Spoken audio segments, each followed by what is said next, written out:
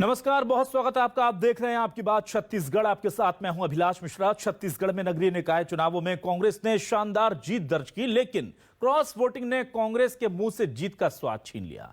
खासकर सरगुजा में बैकुंठपुर नगर पालिका और शिवपुर चर्चा में, जहां कांग्रेस के अध्यक्ष और उपाध्यक्ष बनने तय थे, लेकिन कांग्रेस के कुछ पार्षदों ने क्रॉस वोटिंग कर बीजेपी को फायदा दे दिया। कांग्रेस ने बीजेपी पर खरीद फरोख्त का जनादेश का अपमान करने का आरोप लगाया, तो बीजेपी ने तंज कसते हुए कहा कि शिकार करने वाले खुद शिकार हो गए। उधर कांग्रेस ने इसे लेकर कड़ी कार्रवाई की चेतावनी दी है, क्योंकि 2023 से पहले कांग्रेस इससे सबक मान रही है और समय रहते भीतरघात करने वालों पर नकेल कसने का प्लान बना रही है।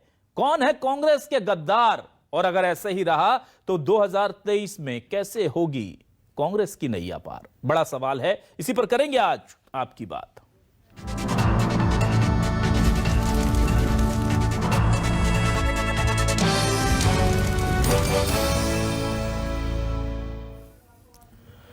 तो आइए सबसे पहले देखते हैं कि इस पूरे मामले को लेकर सीएम भूपेश बघेल और धर्मलाल कौशिक किस तरह से बयानों के तीर चला रहे हैं।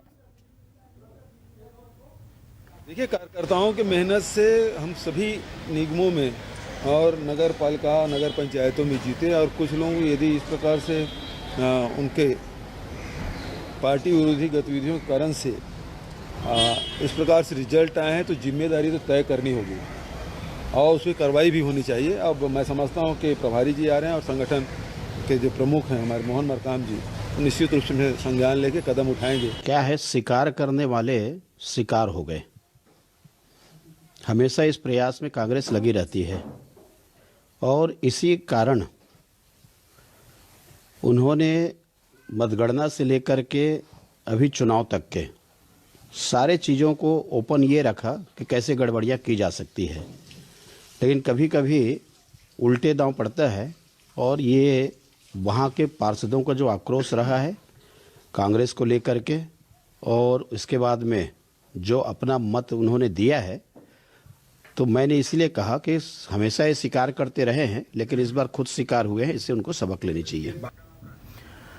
तो क्या है न्यूज 24 मध्य प्रदेश छत्तीसगढ़ के आज के सवाल? सीधे सवालों का रुख कर लेते हैं। हमारे सवाल हैं, नगरीय निकाय में क्रॉस वोटिंग हार के बाद भी आखिर कैसे हो गई सेटिंग?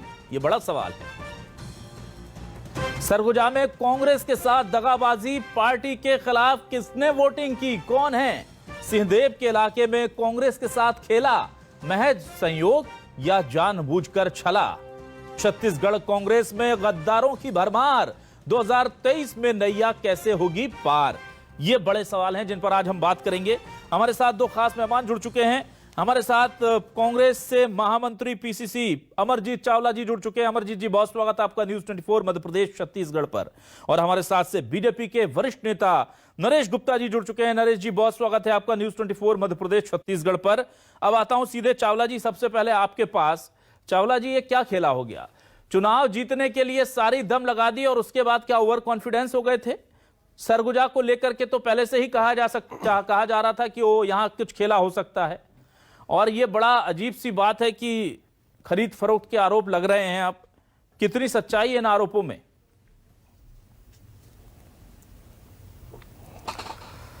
देखिए, मैं तो सबसे पहले आपके लोकप्रिय चैनल के माध्यम से अभिलाष जी, आपको और पूरे छत्तीसगढ़ वासियों को नए वर्ष की बहुत बहुत बधाई देता हूं, शुभकामनाएं देता हूं। गुप्ता जी को भी।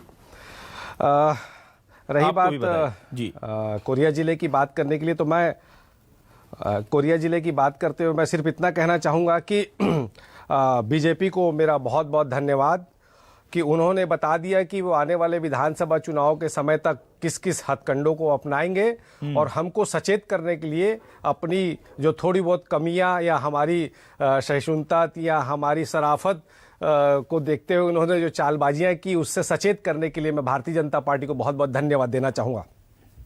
तो और रही बात ये जो हुआ, ये निश्चित तौर पे अच्छा नहीं हुआ, और मैं तो यहाँ पर ये भी कहना चाहूँगा कि व्यक्तिगत आकांक्षाओं के चलते जो इस तरह की घटनाएं होती हैं, और व्यक्तिगत आकांक्षाओं के चलते जो इस तरह की खरीद फरोख्त को सह मिलती है, ये स्वस्थ लोकतंत्र के लिए किसी भी तरह का अच्छा संकेत नहीं है। क्योंकि जनता जब अपने जन की ताकत से चुनाव करके किसी को चुनकर भेजती है तो जनता के उस मत का सम्मान होना चाहिए, सारे पार्टियों को सम्मान करना चाहिए। और मुझे तो आश्चर्य होता है कि जहां पर जिले को लेकर इतने सारी बातें थी, उसके बावजूद जनता ने हमको पूरा प्यार दिया, विश्वास दिया, सम्मान दिया।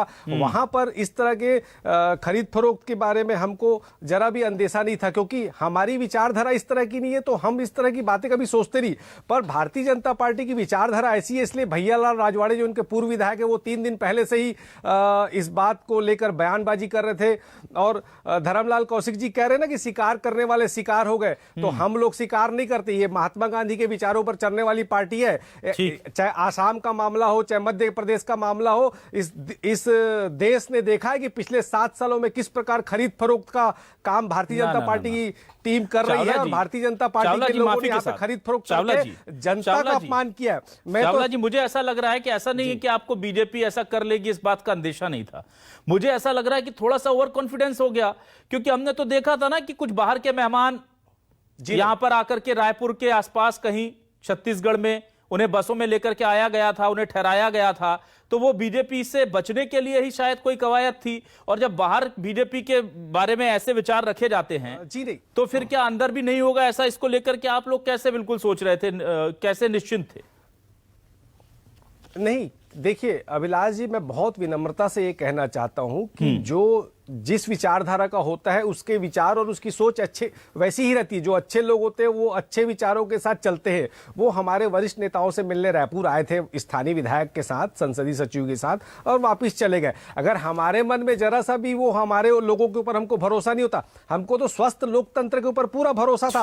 हमारी तो सत्ता थी, हम चाहते तो सत्ता बल का प्रयोग कर सकते थे, धन बल का प्रयोग कर सकता था, प्रशासन हमारा था, पर हमने लोकतंत्र का सम्मान कर, हमने तो सोचा ही नहीं था। गुप्ता जी कैसे कर दिया वैसे? ये गुप्ता जी बड़ा सवाल है, लोग कह रहे हैं कि भाई ये गुप्ता जी बड़ा खेला किया है इस बार, की नीयत खराब थी। अब बीजेपी ने जो है माना जा रहा है कि ये क्या इसको हम मास्टर स्ट्रोक के तौर पर देखें किया है, या ऐसा सोचे कि ये अब कॉम्प्रोमाइज कर लिया है कि डायरेक्टली नहीं हो सकता तो चलो जुगाड़ कर लेते हैं, कुछ ऐसा है क्या? देखिए, चोरी और ऊपर से सीना चोरी इसी को बोलते हैं। यदि आज महात्मा गांधी जिंदा होते हैं ना, जो ये कांग्रेस के लोग क्लेम करते हैं कि हम गांधीवादी हैं, तो गांधीवादी होने पर गांधी जी सुसाइड कर लेते हैं कि चाल चरण चरित्र को देखकर। आज रही सब बात, ये जब नगरीय निकाय चुनाव के जो चुनाव हुए थे आज से 2 साल पहले, उस पर क्या हुआ था, कितने जगह ये जहां पे इनके बहुमत नहीं थी वहां पर बहुमत लाए थे, तो वो क्या किए थे? ये जो अभी बोल रहे थे ना, जिनके घर पे होता है वो सब ये बोलते हैं, वही बोल रहे हैं। रायपुर में इनका बहुमत नहीं था, फिर बहुमत कैसे आ गया था इनका? ऐसे कितने जगह जहां बहुमत नहीं था और बहुमत पा गए थे। देखिए, ये कांग्रेस पार्टी के अंदरूनी कलह की परिणति है, जो जिस कलह के कारण ही स्वास्थ्य मंत्री ने अपने आप को चुनाव प्रभारी बनने से मना कर दिया था। ये उसी की परिणति है। जो 2.5 साल की जो लड़ाई चल रही है ना, सत्ता के लिए कुत्तों की खेल, सत्ता की लालच में जो कुत्तों का दौड़ चल रहा है ना नरेश जी थोड़ा सा शब्द, नरेश जी थोड़ा सा शब्द प्लीज, थोड़ा सा प्लीज शब्दों पर थोड़ा सी मर्यादा। जी सर। जिन शब्दों, सुनिए साहब अभिलाष जी, जिन शब्दों का अभी मेरे मित्र ने प्रयोग किया वहां पर आपने आपत्ति नहीं की, क्योंकि वो सत्तारूढ़ दल के ना कुत्ते शब्द कहां इस्तेमाल किया सर उन्होंने? कुत्ता शब्द नहीं है, लेकिन जो और शब्दों का उपयोग किया क्या उचित है? ना वो आप एक मर्यादित शब्दों का इस्तेमाल कीजिए सर, आपको भी इजाजत है, लेकिन हमारे जनप्रतिनिधियों को इस तरह जानवरों से तुलना मत कीजिए प्लीज। क्या था विलास जी, वो मर्यादित थे क्या? आपको उनके किस शब्द पर आपत्ति है? आपको उनके किस शब्द पर आपत्ति है, बता दीजिए सर। आप एनालाइज करिए, आप फेवर कर रहे हैं, आप एनालाइज करिए। ना आप बताइए ना सर, मुझे, मैं माफी मांग लूंगा, मैं मन से कह रहा हूं, अगर आपको ऐसा लगता है तो आप बता दीजिए कौन सा अमर्यादित शब्द कहा उन्होंने सर, थोड़ा सा प्लीज, क्योंकि आप बहुत वरिष्ठ और बहुत संजीदा नेता हैं। जी, शुरुआत कहां से किया? जी, हमने कैसे लोकतंत्र का चीरहरण किया, अपहरण किया। उनके घर पे उनके घर के लोग उनसे नाराज होकर काम कर रहे हैं। हमारे ऊपर आरोप का आधार क्या? वोट नहीं मिला इसलिए आरोप। ये दोनों पॉइंट आपके बहुत जायज हैं, मर्यादा नहीं होनी चाहिए। मैं आता हूं चावला जी आपके पास। देखिए, बड़े गंभीर और सीधे आरोप हैं। पहला तो यही है कि अगर आपने ये दावा किया कि वहां पर जहां पर बहुमत नहीं था वहां पर अगर कोई जीतता है तो जाहिर सी बात है आपने उस पर सवाल उठा दिया और सीधे उसे अनैतिक कार्य करार दे दिया। लेकिन ऐसा सही बात कही है गुप्ता जी ने कि ऐसा तो कांग्रेस के साथ भी कई जगह था कि आपके पास बहुमत नहीं था, तो आपने किया तो वो लोकतंत्र की सीमा में था क्या हुआ था और उसका सम्मान बढ़ रहा था, और जब आपके साथ हो गया तो फिर वो लोकतंत्र का चीरहरण हो गया। इसको लेकर क्या कहेंगे आप? नहीं, पहली बात तो मैं ये गुप्ता जी से पूछना चाहूंगा कि कहां हमारा बहुमत नहीं था और हमने अपना अध्यक्ष बनाया, एक बात। दूसरी बात, ये बोलते रायपुर में बहुमत नहीं था और हमने अपना महापौर बना लिया। तो इनकी जानकारी, गुप्ता जी इतने वरिष्ठ होकर मैं आपका इतना सम्मान करता हूं, जानकारी अधूरी लेकर किसी भी प्रकार की हल्की बात करना, देखिए ये आपकी मानसिकता हो सकती है, ये संघियों की मानसिकता हो सकती है, ये सावरकर को पूजने वाले, ये गोडसे की जिंदाबाद करने वालों की मानसिकता हो सकती है। आपकी जानकारी के लिए मैं बता दूं कि रायपुर में निर्दलीय पार्षदों ने कांग्रेस प्रवेश किया, उसके बाद हमारा महापौर बना। और रही बात बैकुंठपुर की, तो बैकुंठपुर में हमारा तो बहुमत था, आपने क्या किया? लेकिन फिर भी मैं आपको धन्यवाद देता हूं कि आपने हमको सचेत किया। होना यह चाहिए कि लोकतंत्र का अपमान करने वालों को, सारी पार्टियों को मिलकर ऐसे लोगों के ऊपर कड़ी कार्रवाई की बात करनी चाहिए और ये कहना चाहिए कि जिन्होंने क्रॉस वोटिंग की, चुनाव आयोग से ये अपील करनी चाहिए कि क्रॉस वोटिंग करने वालों को 6 साल के लिए किसी भी चुनाव से लड़ने से डिबेट कर देना चाहिए, उनको बाहर कर देना चाहिए। चावला जी चलिए, अब ये ना होकर आप जो है उनको सहमति दे रहे, क्योंकि आपकी प्रवृत्ति है खरीदारी की। बोलना चाहूंगा, हाँ बोलिए गुप्ता जी। खरीदारी करना आपका काम है। चावला जी, गुप्ता जी कुछ कहना चाह रहे हैं, एक मिनट चावला जी। आसाम में वैसे चावला जी 1 मिनट, गुप्ता जी कुछ कहना चाह रहे हैं। 15 आने के बाद आप लोग की अकड़ चावला जी 1 मिनट, ना ठीक है, चुनाव में हारने के बाद आपकी अकड़ ठंडी नहीं हो रही, लेकिन फिर भी आपको साधुवाद देता हूं कि आपने बता दिया। ठीक है चावला जी, आपने बात रख ली। गुप्ता जी कुछ कहना चाह रहे हैं, चावला जी प्लीज, चावला जी प्लीज, अभी आपको दोबारा मौका मिलेगा सर। Chawla ji please. हाँ गुप्ता जी बोलिए सर। देखो, इन्होंने एक लाइन बोला कि डिस्क्वालिफिकेशन के लिए लिखेंगे, थोड़ा सा नियम कानून कायदा और एक्ट को पढ़ लेते चावला साहब। एक्ट में प्रोविजन ही नहीं है डिस्क्वालिफिकेशन का, जिसकी बात भारतीय जनता पार्टी ने पहले दिन से की थी। जब ये अमेंडमेंट करके लाए थे ना, उसी दिन हमने कहा था कि ये सब होगा, अब इसका एंटी डिफेक्शन लॉ लाइए। आपने डायरेक्ट इलेक्शन को इनडायरेक्ट इलेक्शन में इसीलिए कन्वर्ट किया कि आप चावला जी तक आवाज नहीं पहुंच रही है, कृपया थोड़ा उनका साउंड ठीक करें गुप्ता जी का। और वही करते रहे हैं आपने। रायपुर में किस दिन आपके पास पूर्ण बहुमत था? आपके पास बेमेतरा में कहा पूर्ण बहुमत था? आपके पास बिलासपुर में कहा पूर्ण बहुमत था? आपके पास बस्तर में कौन सा पूर्ण बहुमत था? यदि एंटी डिफेक्शन लागू होता तो इन सारे जगहों में एंटी डिफेक्शन लागू नहीं था। ठीक है, ये एक्ट पढ़ लो साहब, एंटी डिफेक्शन का प्रोविजन ही नहीं है आपके एक्ट में। ठीक है नरेश जी, मैं ये जानना चाह रहा हूं कि नरेश जी, ठीक है नरेश जी, एक आपने इशारा दिया क्या कि आपसी लड़ाई की वजह से ये सब हुआ है और इसका दोष बीजेपी की तरफ डाला जा रहा है, तो क्या कहना चाह रहे हैं? थोड़ा खुलकर कहें नरेश जी, आप तो खुलकर बात रखते हैं। आपको क्या लगता है कि पार्टी के अंदर असंतोष है और उसकी वजह से कांग्रेस के हाथ से ये पद निकले हैं? देखिए, मैं तो आपको बड़ा स्पष्ट पहले ही बोल दिया, जिस आधार पर स्वास्थ्य मंत्री ने प्रभारी बनने से नकारा, उसी की परिणति है ये तो कांग्रेस की अंदरूनी जो 2.5 साल की लड़ाई चल रही है ना सत्ता की, ये उसकी परिणति है। अच्छा ठीक है, तो आपको लगता है ये उस वजह से ऐसा हुआ है। मैं चावला जी के पास आना चाहता हूं। चावला जी, आप मुझे सुन पा रहे हैं?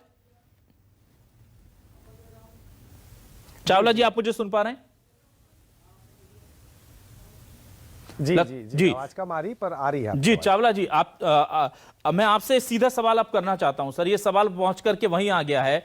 क्या ये ऐसा था कि आपकी अंदरूनी कलह थी और अब उसे स्वीकार तो सकते नहीं, तो बीजेपी पर ठीकरा फोड़ दें? और क्या ये महज सहयोग है कि ये सब कुछ हुआ तो हुआ सरगुजा इलाके में? क्या हम इसे महज सहयोग मान करके चुप बैठ जाएं, या फिर इसके पीछे वो जो तार जोड़े जा रहे हैं, जो विपक्ष खुलकर बोल रहा है, उन तारों को जोड़ा जाना चाहिए? क्या कहेंगे आप? देखिए, ऐसा है कि अपने घरों में ये लोग ध्यान दें। सरगुजा की बात है तो मैं आपको गुप्ता जी बहुत विनम्रता से ये बताना चाहूँगा, आप अपने इतिहास की जानकारी थोड़ा दुरुस्त कर लीजिए। प्रेम नगर में हमने जीता है, 42 साल के बाद हमने पहली बार प्रेमनगर जीता और ये प्रेमनगर भी सरगुजा में ही आता है। आपके मेरे इस जवाब से ही ना आपके सारे आरोप जो सरगुजा और 2.5 साल ये सब इससे समझ में आ जाए, आप समझ लीजिए। लेकिन स्थिति ये है कि हमने कभी सोचा ही नहीं था। देखिए, हमारे माननीय मुख्यमंत्री जी ने 3 सालों में जो काम किए छत्तीसगढ़ में, उसका परिणाम ये हुआ कि हमने सारे जगहों से जीता। बस्तर और सरगुजा में तो इनका पूरा सुपड़ा साफ हो गया। और इतनी विपरीत परिस्थितियों में भी हमने जो है शिवपुर, चर्चा और बैकुंठपुर भी जनता ने हमको आशीर्वाद दिया, हमारा बहुमत था। अगर हमको जरा भी ये अंदेशा रहता, ये होता, तो हम अपने कुछ उसका इलाज करते। हमारा तो बहुमत था, 11 पार्षद हमारे थे। गड़बड़ियां तो इन्होंने की ना चावला जी, वो तो यही कह रहे हैं के साथ लोकतंत्र को कलंकित करने का सवाल काम अब यहाँ से शुरू होता है। नरेश गुप्ता जी यही कह रहे हैं कि अंदेशा तो आपको था, और वो बार बार याद दिला रहे हैं कि स्वास्थ्य मंत्री ने प्रभारी बनने से इनकार कर दिया था। वो कह रहे हैं कि आप गलत इलाज कर रहे हैं, आपको दूसरी बीमारी है, और आप बीजेपी पर उसका आरोप लगा रहे हैं। उनका यह कहना है, गुप्ता जी का, आपके साथ अंदरूनी कलह का कारण है, वो ये कह रहे हैं। नहीं, हम लोगों ने एंटीबायोटिक इंजेक्शन लगाया हुआ है, सारे स्वास्थ्य नियमों का पालन करते, हमको कोई बीमारी नहीं है। पर इनको क्या पैदाइशी बीमारी थी जो लोगों को पता नहीं चल रहा था, पर अब धीरे धीरे जो हो गए ना, एक्सपोज हो गए हैं। हमारे स्वास्थ्य मंत्री जी इसलिए वहां नहीं गए क्योंकि वो ऑलरेडी दूसरे जिले के प्रभारी थे, और वहां पर बात ये हुई थी कि सारे जिलों के प्रभारी मंत्री अपने अपने प्रभार वाले जिलों में काम करेंगे। हमारे माननीय शिव डहरिया जी वहां थे, और अगर वो नगरीय निकाय मंत्री थे वहां थे। अगर हमारे मन में जरा सा, हम तो लोकतंत्र का सम्मान करते हैं। अब आपने चावला जी बड़ा नाम ले दिया, हमारा बहुमत है, बड़ा नाम ले दिया। सर, मुझे एक बड़ा गंभीर सवाल करना, नगरीय निकाय मंत्री, नगरीय निकाय उनके जहां प्रभार वाले इलाके में जब चुनाव चल रहे थे, उन्हीं के प्रभार वाले क्षेत्र में, नगरीय निकाय के प्रभाव वाले क्षेत्र में, मंत्री के प्रभाव वाले क्षेत्र में, वहां पर खेला हो गया। तो चलिए, जिन्होंने गद्दारी की वो तो की, लेकिन जिनकी जिम्मेदारी थी उन्हें कानो कान खबर नहीं लगी। तो क्या कोई कार्रवाई, कोई सवाल जवाब उनसे भी होंगे? क्योंकि ये तो पार्टी ने भरोसा करके भेजा था ना उन्हें। नहीं, देखिए आप, जी बिल्कुल, और इसके लिए आपको हमारी पार्टी और हमारे नेताओं की तारीफ करनी चाहिए कि हमारे नेता इतनी सज्जनता के साथ राजनीति करते हैं कि वो अपने पद और पावर का दुरुपयोग नहीं करते। यही मैं गुप्ता जी को समझाना चाहता हूं कि अगर ये कांग्रेस पार्टी महात्मा गांधी के बताए हुए रास्ते में चलती है, इसीलिए हमने अपने पद और पावर का दुरुपयोग नहीं किया, वरना हमारा बहुमत रहते हुए भी हमारे विभीषणों के चलते ये चीजें नहीं होती। यही मैं कहना चाहता हूं। और मैं तो ये नरेश गुप्ता जी से प्रतिप्रश्न करना चाहता हूं आपके माध्यम से कि लोकतंत्र की स्वस्थ परंपरा के लिए क्या इस तरह की घटनाएं होनी सही? क्या आप निंदा करते हैं? क्या आपको सही लगता है? मैं तो यह कहता हूं कि पार्टी कोई भी हो, पार्टी और दल से ऊपर हटकर हमको जो लोग इस तरह की हरकत करते हैं उनको चुनाव आयोग से अपील करके उनको 6 साल के लिए और हमेशा के लिए चुनाव लड़ने, क्योंकि ये स्वस्थ लोकतंत्र के खिलाफ है। गुप्ता जी, क्या कहेंगे आप? जनता ने जिनको जिस पार्टी के लिए चुनाव जिताकर भेजाया और उसने थोड़े से अपने व्यक्तिगत महत्वाकांक्षाओं के चलते अपने पार्टी को धोखा दिया, और उसके बाद मैं आपको बताना चाह रहा हूं, उसके बावजूद हमारी पार्टी कड़े कदम उठाएगी। हमने जांच दल बना लिया है, और जो भी क्रॉस वोटिंग का दोषी पाया जाएगा, माननीय मुख्यमंत्री जी ने भी कहा है, माननीय प्रदेश अध्यक्ष जी ने भी कहा है कि कितना भी बड़ा आदमी क्यों ना हो, जिसने इस गंदी लोकतंत्र को बदनाम करने की परंपरा का निर्वहन करने में जरा सी भी भागीदारी निभाई होगी, हमारी पार्टी उस पर बड़ी कार्रवाई करेगी, चाहे वो कितना भी बड़ा नेता क्यों ना हो। अच्छा, ये बताइए चावला जी, गद्दारों के नाम पता चले क्या? नहीं देंगे, और छत्तीसगढ़ में इस तरह की परंपरा चलने नहीं देंगे किसी। चावला जी, गद्दारों के नाम पता चले, अभी जांच होगी, क्या कह रहे हैं आप? नहीं, देखिए, हमने जांच दल बना दिया है और उनको कह दिया है कि 1 हफ्ते के अंदर अंदर आप रिपोर्ट प्रस्तुत करें। जांच दल जो है वो 1-2 दिन में वहां जाएगा और सारे पक्षों से बात करेगा, और बहुत जानकारियां हमको मिल चुकी है, बाकी जानकारियां भी हमको 1 हफ्ते के अंदर मिल जाएगी, और रिपोर्ट जैसी वो प्रदेश अध्यक्ष जी के पास प्रस्तुत होगी, निश्चित तौर पर हम कार्रवाई करेंगे, क्योंकि हमको ईमानदार लोग चाहिए, जो लोग व्यक्तिगत महत्वाकांक्षाओं के चलते इस तरह। नरेश गुप्ता जी, आपसे पूछ रहे हैं चावला जी, क्या आपको लगता है कि ऐसी आजादी होनी चाहिए वोट इधर उधर करने की? ये तो पूरे सिस्टम पर ही अब सवाल उठ गए, और सिस्टम बनाया किसने सर, ये भी बता दीजिए हमारे दर्शकों को। हाँ, मैं तो चावला जी को पहले कहा, देखिए ऐसा है कि बीमारी कहां से आई वो मायने नहीं रखता, बात ये होता है कि जो एक स्वस्थ परंपरा लोकतंत्र की बनी है उसका निर्वहन होना चाहिए, और खरीद फरोख्त पर बिल्कुल। आपके मुख्यमंत्री, आपके नगरीय निकाय मंत्री क्या जवाब देते थे उस डेट में? जब एक्ट में अमेंड करके लाए तब तो ये प्रोविजन नहीं आया था, उसके लिए हमने लगातार विरोध किया, रिप्रेजेंटेशन दिया, तब तो नहीं हुआ। और जब पिछले 2 साल पहले जब चुनाव हुए थे, उसमें जब मार्चेस में ये सब गड़बड़ियां करी, उस दिन ये याद नहीं आया। और आपको बड़ा स्पष्ट बता देता हूँ अभिलाष जी, जो बार बार ये नाम बोल रहे हैं ना कि बहुत बड़े व्यक्ति का नाम है, बहुत बड़े व्यक्ति का नाम है, बहुत बड़े व्यक्ति का नाम है, तो ये सिद्ध करता है कि कहाँ जा रहा है वो नाम।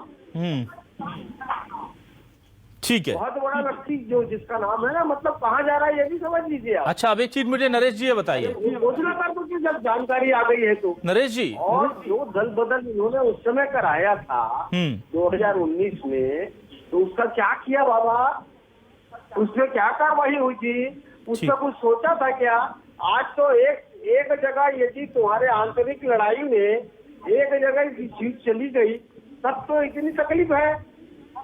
ठीक है, भारतीय जनता पार्टी के साथ कितने जगह से आपने हमसे छीना, उस दिन दल बदल कराकर पार्षदों का, उस दिन भारतीय जनता पार्टी ने जब रिप्रेजेंट किया, जब बात करी, तब कहा था। लेकिन नरेश गुप्ता जी, ये सारी चीजों को नरेश गुप्ता जी सरकार के दबाव में कल्पित थे, खरीदारी कर रहे थे। नरेश गुप्ता जी, लेकिन अगर ऐसा ही है कि ये जो बीजेपी को सफलता मिली है, इसमें बीजेपी का कोई रोल नहीं है, अगर आप ये कहते हैं, इसमें कांग्रेस की अंदरूनी कलह जिम्मेदार है, तो फिर बीजेपी को 2023 के लिए क्या सजग नहीं हो जाना चाहिए, जिस तरह से नगरीय निकाय चुनाव में आपका हाल हुआ है?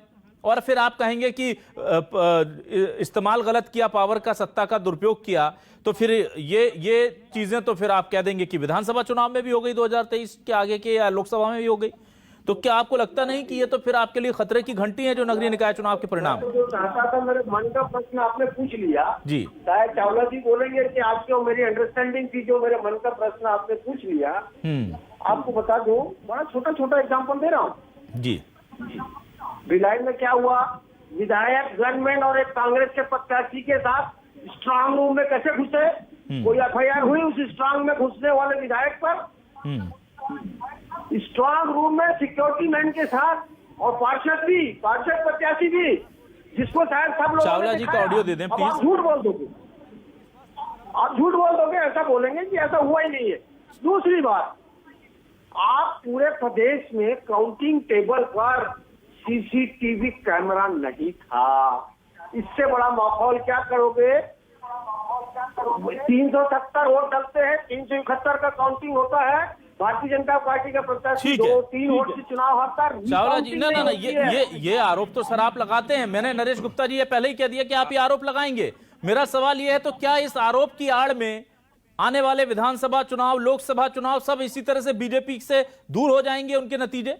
और क्या आप उसके लिए खामोश बैठे रहेंगे? जी नहीं, देखिए, हाँ, सवाल ही नहीं उठता। देखिए क्या होता है, मैं अभिलाष जी, मैं आपको बताना चाहता हूँ प्रदेश के जो रिजल्ट आए। देखिए भिलाई, जहां पर हमारे ना पार्षद कम जीतते थे, हमारे अध्यक्ष तो जीतते रहे पर पार्षद हमारे कम जीतते थे, और हमारा जो वहां कांग्रेस का गढ़ था रिसाली, वो भी अलग हो गया था। पर आप देखिए इस बार हम भिलाई में भी बहुमत से जीते, हम रिसाली में भी जीते। और रही बात गुप्ता जी की, तो मैं एक ही चीज पूछना चाहूंगा, इस प्रदेश में सबसे पहले अगर खरीद फरोख्त का कलंकित कोई कार्य हुआ था, वो रमन सिंह जी के मुख्यमंत्री रहते हुए मंतूराम पवार के खरीद फरोख्त का कार्य हुआ था, जिसमें भारतीय जनता पार्टी के सारे बड़े नेताओं की संलिप्तता थी, और उसका ऑडियो भी सामने आया था। तो इनके तो डीएनए में है, इनके तो डीएनए में है। इस समय भी छत्तीसगढ़ की जनता ने देखा था कि ये मंतूराम पवार के समय से ये छत्तीसगढ़ की जनता ने देख लिया कि ये जब जनता का आशीर्वाद इनको नहीं मिलता, तो ये इसी तरह लोकतंत्र को अपमानित करने वाला काम,